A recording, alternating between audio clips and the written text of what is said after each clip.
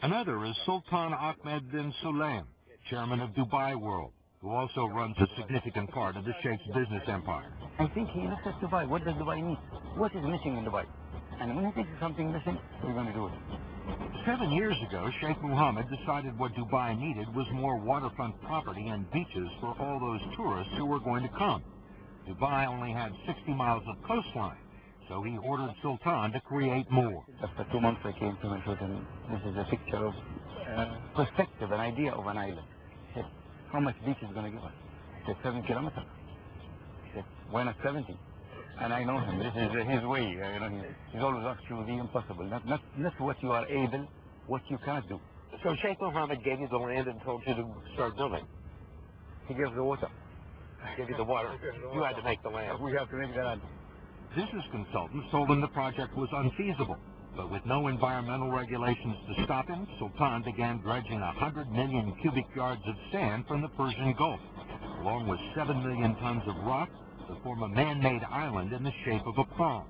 It more than doubled the coastline of Dubai and created waterfront condos and homes for 150,000 people, not including 35 hotels. Most people, if they brought in a business consultant and they told them this is a terrible idea, it's not going to work, they wouldn't do it. Most people, yes, but not us. I must tell you, Your Highness, that there are some members on your team who from time to time had doubts. I won't name them, but they looked and they said, after you told them what you wanted, they said, this is impossible. They thought that you were crazy. They said it would never work. Yeah, if you don't want to name them, I can name them. Some of them are sitting over there on the couch. It's easy to laugh about now. The Palm Island project sold out in less than a week. Sultan says that houses that initially went for $1 million are being resold by the original investors and real estate speculators for 5 times that. But the day we went ashore, a month after the official opening, the Palm Island was a ghost town. It's very strange. I mean, I don't see any people. People just started moving in.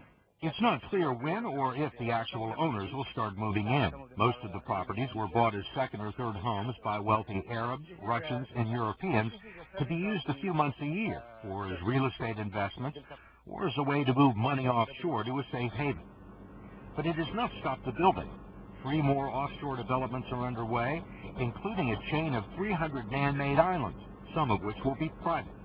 They're shaped and situated to resemble a map of the world, which is what the project is called, the world. Demand is said to be strong, but to many, Dubai has the feel of a speculative bubble that could easily burst. When we come back, the difficulties of creating a modern society in one of the world's toughest neighborhoods, and Dubai's high-tech solutions to preserve an ancient sport.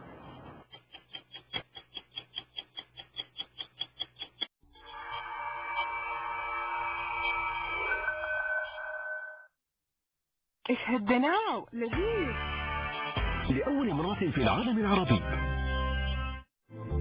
يا أفكاري تكراس. There's not a morning when I put on my shoes. There's not a morning when I get dressed. There's not a morning I don't think about it. Every one of them did the same thing that I'm doing right now. Every one of them. And they never came home. I always thought, why did it have to be me, my family? We didn't deserve this. She gave me a hug and a kiss. That was the last time I saw her. And it's just hard. Does it ever get easier? Can I ask anybody? أوبرا غدا على NBC4.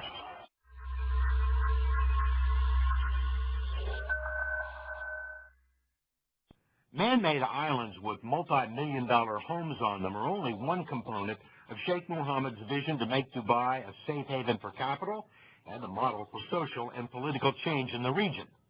From financiers and entrepreneurs to construction workers and maids, Dubai has become a kind of El Dorado, the setting for a modern-day gold rush. Everything is in overdrive, and not surprisingly, the speed of it all has had unintended social and political consequences. A number of people have described you as the chief executive officer of a huge business enterprise. Is that an accurate way of describing what you do? Actually, yes, I changed it, the way of government, to make it like a big company. Some people call it Dubai Inc., and besides all the investments at home, it includes extensive holdings throughout the Middle East and around the world.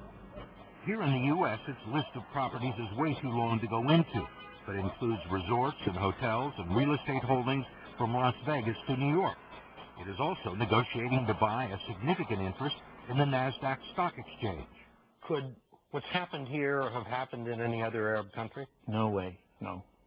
Abdul Rahman al-Rashid is general manager of Al Arabiya, one of the most influential news organizations in the Middle East.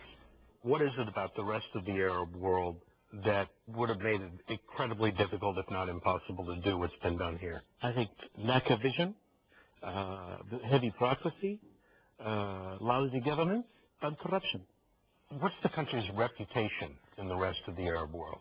Remember, we have 300 million people live in this region. 86% of the youth being questioned, they say they want to come to Dubai. Their destination number one is not London, it's not New York as used to in the old days of France, it is Dubai. The Sheikh is also trying to construct a new society here, based on religious tolerance and gender equality, at least in the workplace. He's made recruiting and promoting women a priority. I think we, the government and we are doing all what we can to really make of you a leader. It's a significant change in a conservative Muslim culture. The resistance that people already have in our society because of the religious background and the cultural background should reduce. That's right, I agree with you, but only our worry that you take over all. It's not the only cultural change taking place here. With foreigners outnumbering native Emiratis 9-1, bikinis are mixing with burqas and churches with mosques, as traditional customs are challenged by modern sensibility. Take the ancient sport of camel racing. Traditionally, the jockeys were always small boys, but an international uproar over the way they were being treated led to a novel solution. The boys had been replaced by robots, the riding crops operated by remote control jockeys who follow their camels around the track in SUVs. It was a high-tech solution that preserved the popular custom, but the solution to some of Dubai's other problems aren't so simple. Ibtisam al-Kitbi is a professor who teaches political science at a university here. You allow alcohol. A lot of the women wear Western dress. Are those concerns? Yeah, this is the main concern. People here, of course. What are the effects then, do you think? I think also people that being put in a situation they didn't choose. Nobody asked them, what do you want? Is it really this is what you want? What do you think of Sheikh Mohammed? He's great. He's a visionary, but his ambition without any limits. Ambition with no limits. Yeah. Professor al-Kitbi warns that the Sheikh's ambition could have some consequences. Those people are coming from democratic countries. They cannot be ruled with undemocratic way. It will be a political risk for you in the future. Did you think about it?